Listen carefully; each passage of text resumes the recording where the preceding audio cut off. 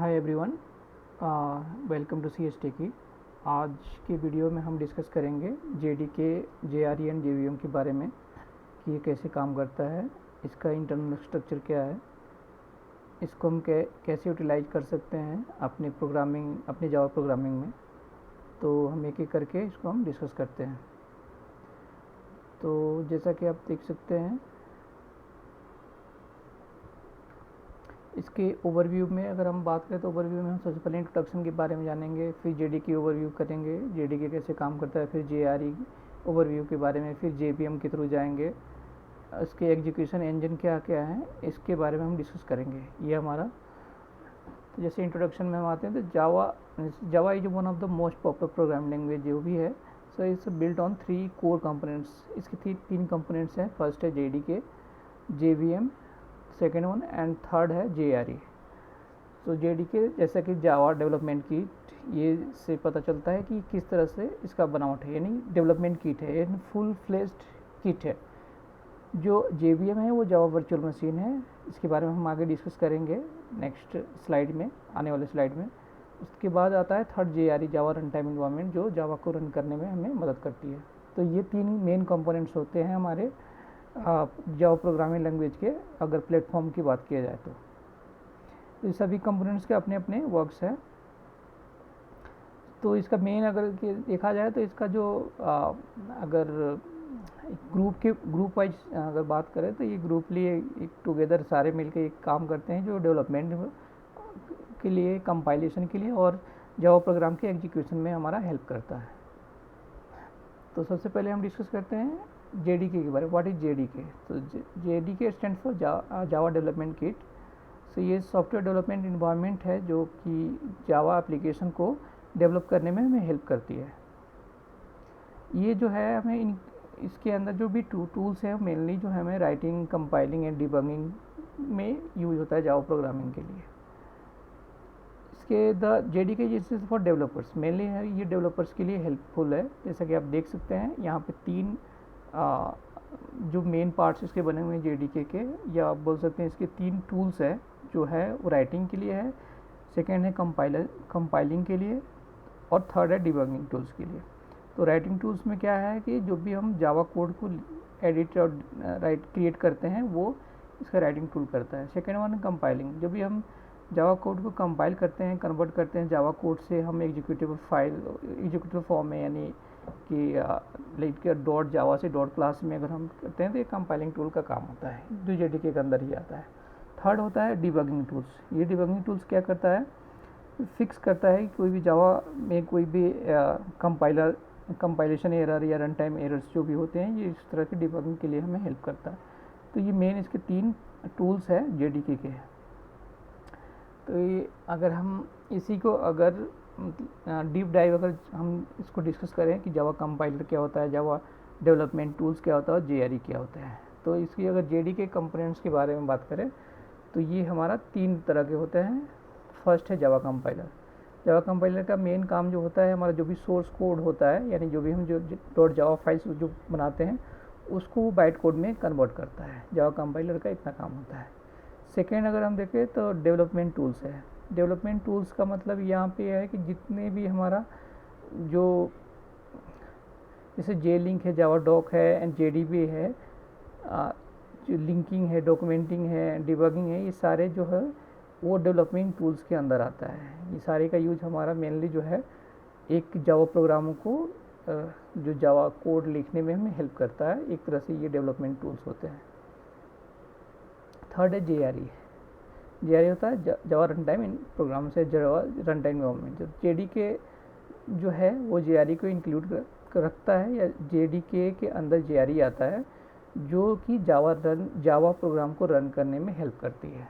तो ये हमारा कंपोनेंट्स हो गया। अगर हम बात करें जेआरई के बारे में तो जेआरई जो है जावा रन टाइम इन्वायरमेंट है, एंड ये जेडीके का पार्ट है, जैसे कि हमने पिछले स्लाइड्स में हमने देखा था। तो इसके जो मेन जो कंपोनेंट्स हैं जेआरई के, वो आप देख सकते हैं राइट साइड में। यहाँ पे 2 कंपोनेंट्स होते हैं, एक क्लास लाइब्रेरी होता है और एक जावा वर्चुअल मशीन। तो जो जेआरई का जो क्लास लाइब्रेरी है वो मेनली जो है हमारे जावा के कोर लाइब्रेरी फाइल्स को या कोर लाइब्रेरी को इंक्लूड रखता है, और सेकेंड है जावा वर्चुअल मशीन। तो इसके बारे में हम आगे डिस्कस करते हैं। जैसे JRE आप देख सकते हैं क्लास लाइब्रेरी जो होता है, और सेकेंड है JVM। तो प्री डिफाइंड जो भी हमारे पास जो API जैसे यूटिल पैकेज है और IO पैकेज है, ये सारी चीज़ें हमें क्लास लाइब्रेरीज के अंदर डिफाइंड होती है। ये फंक्शनलिटी हमें प्रोवाइड करता है क्लास लाइब्रेरीज। सेकेंड होता है हमारा JVM जो होता है वो जो JRE के अंदर इंक्लूड होता है, वो मेनली जो है काम करता है हमारे बाइट कोड एग्जीक्यूट करने के लिए। जो भी हम क्लास जो जावा फाइल है, जावा फाइल को वो बाइट कोड में कन्वर्ट करता है, और बाइट कोड को JVM जो होता है वो हमारा रन करता है to Java to byte code. तो ये हमारा JRE के कंपोनेंट्स दो हैं जो यूज करते हैं हम इसको। आगे हम डिस्कस करते हैं JVM के बारे में। JVM जैसे कि जावा वर्चुअल मशीन है, आप ऐसे कहा जाता है कि this one is the heart of Java platform. तो ये रिस्पॉन्सिबल होता है मेनली जो है हमारे जावा के बाइट कोड को एग्जीक्यूट करने के लिए।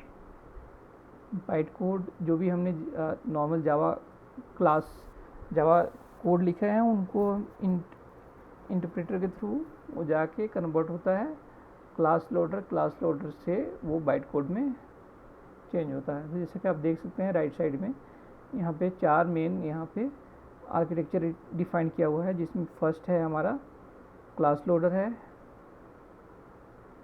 उसके बाद में है बाइट कोड वेरीफायर है, उसके बाद एग्जीक्यूशन इंजन है। एग्जीक्यूशन इंजन के अंदर 2 सेक्शंस होते हैं, या बोल सकते हैं 2 पार्ट्स होते हैं। एक इंटरप्रेटर होता है, एक JIT compiler, just in time compiler, और फोर्थ जो इसका फॉर्म होता है वो गार्बेज कलेक्टर का होता है। तो इस तरह से JVM का मेन 4 सेक्शंस होते हैं।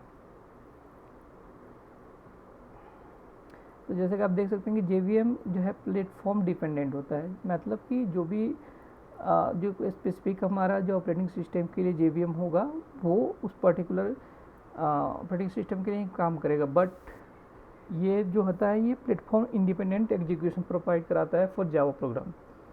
इसका मतलब क्या हुआ कि कोई भी जावा प्रोग्राम जो कि जहाँ पे कि जावा JVM इंस्टॉल्ड है, वो जावा प्रोग्राम को हम उस पर रन कर सकते हैं। बट जो JVM होता है वो मेनली जो है ऑपरेटिंग सिस्टम डिपेंडेंट होता है। तो जैसे कि कोई ऑपरेटिंग जो JVM है जो कि लिनक्स के लिए है, तो लिनक्स पे ही काम करेगा, वो हमारा माइक्रोसॉफ्ट पे या कोई मैक पे हम नहीं चला सकते हैं। तो सारे ऑपरेटिंग सिस्टम का JVM अलग होगा। बट एक बार जो हमारा जो जावा कोड है वो अगर उसका जार फाइल हमारा बन जाता है, तो वो हम उसको कहीं पे भी किसी भी मशीन पे हम उसको रन कर सकते हैं।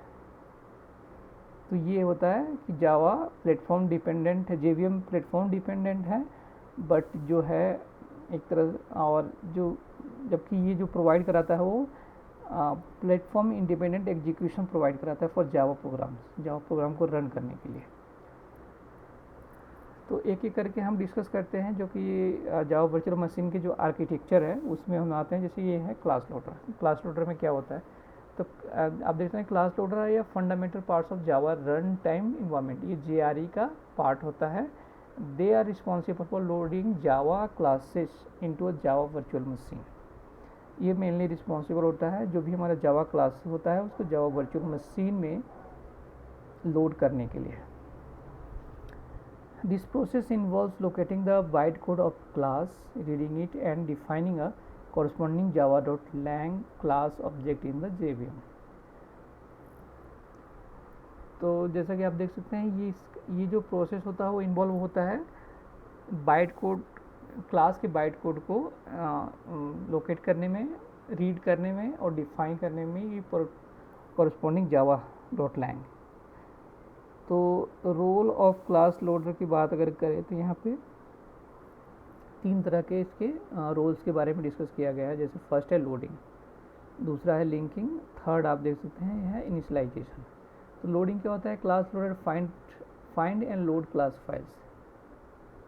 तो जैसे जैसे ही ये हमारा जो जावा क्लास होता है वो कन्वर्ट होता है थ्रू लाइक अ JVM लाइक अ JRE। सो JRE से JVM में जब भी आता था ये क्लास डॉट क्लास फाइल्स में चेंज हो चुका रहता है।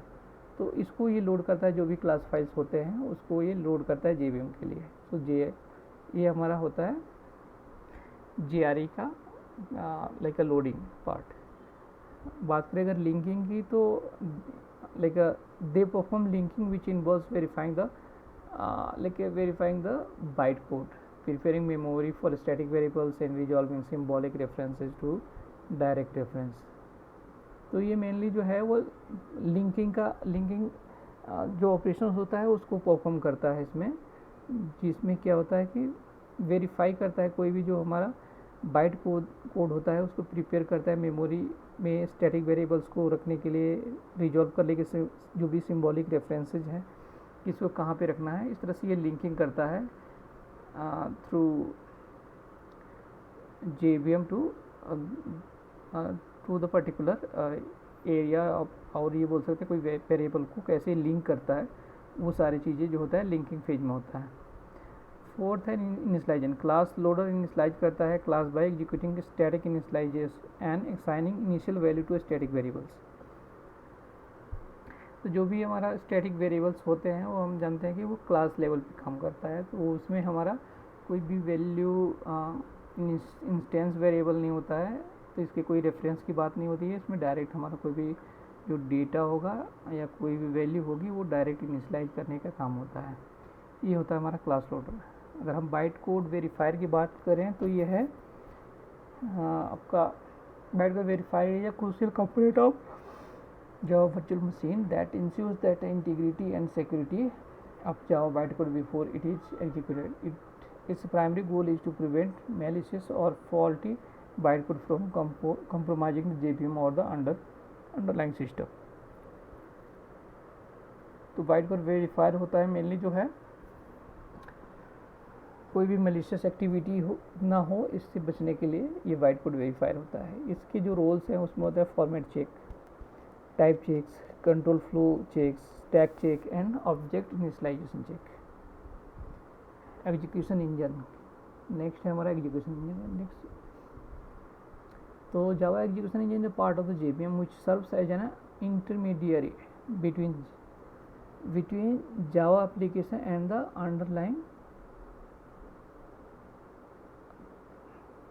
underlying hardware.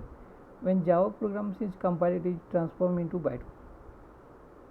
तो जब भी कंपाइलर से गुजरता है तो उसके बाद ये बाइट कोड में चेंज होता है, which is platform independent representation of the code. जैसे ये बाइट कोड में चेंज हो जाता है ये प्लेटफॉर्म इंडिपेंडेंट हो जाता है और इस the execution engine takes this byte code and execute it on the host machine.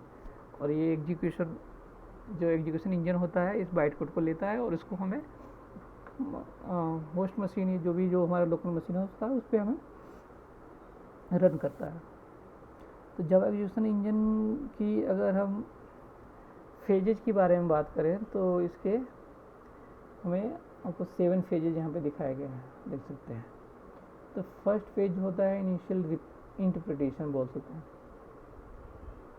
ये बोल सकते हैं ये होता है byte code loading. Verified byte code is loaded into memory. तो जो भी हमारा बाइट कोड होता है जो वेरीफाइड होता है वो बाइट कोड मेमोरी में लोड होता है। उसके बाद इनिशियल इंटरप्रिटेशन होता है। इंटरप्रेटर होता है reads byte code like instruction sequentially means क्या होता है लाइन बाय लाइन जो है जो भी हमारा कोड है जो इंटरप्रेटेड होता है उसको लाइन बाय लाइन उसको एग्जीक्यूट करता है, इंटरप्रेट करता है। उसके बाद होता है प्रोफाइलिंग एंड मॉनिटरिंग। तो JVM monitors execution frequency of code segment. जो JVM होता है वो मॉनिटर करता है हमारे जो भी हमारा कोड सेगमेंट्स है उसके एग्जीक्यूशन को। फोर्थ जो है हमारा है आप देख सकते हैं ये है आपका JIT कंपाइलेशन। तो JIT कंपाइलेशन क्या होता है? JIT कंपाइलेशन जो होता है वो बाइट कोड को ट्रांसलेट करता है, ऑप्टिमाइज करता है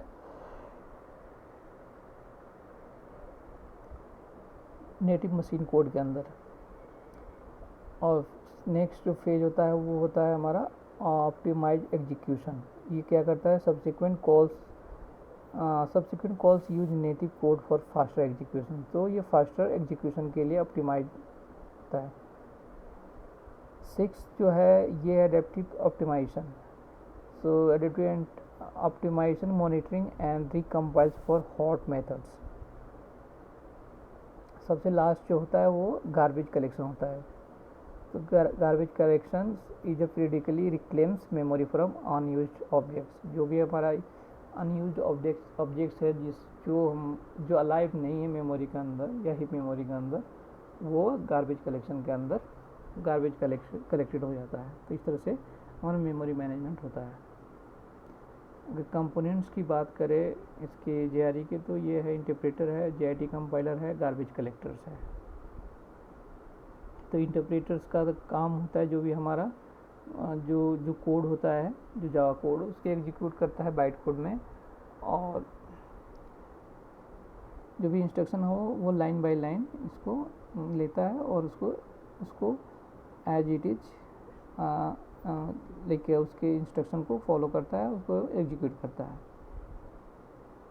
तो लाइन बाय लाइन होने के चलते इसकी जो स्पीड होती है वो स्लोअर होती है rather than compiler. But compiler की अगर बात करें JIT कंपाइलर, तो जस्ट इन टाइम कंपाइलर होता है, परफॉर्मेंस को इंक्रीज करता है, क्योंकि जो ये होता है ये रन टाइम पे मेनली बाइट कोड जो होता है ये काम कर रहा होता है या परफॉर्मेंस हो रहा होता है।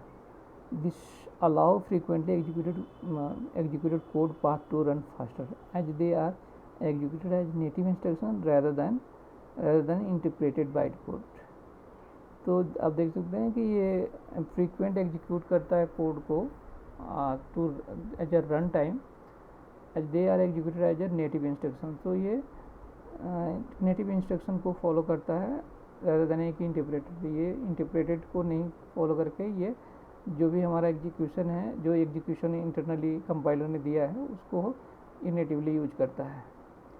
थर्ड जो इसके कंपोनेंट्स वो गार्बेज कलेक्टर है। गार्बेज कलेक्टर का मतलब अभी क्योंकि जो भी हमारे हीप मेमोरी में जो भी ऑब्जेक्ट क्रिएट होते हैं, अगर उस ऑब्जेक्ट का रेफरेंस अनरीचेबल आ रहा है, दैट मीन्स कि उस ऑब्जेक्ट का कहीं यूज अगर नहीं हो रहा है तो वो गार्बेज कलेक्शन में चला जाता है।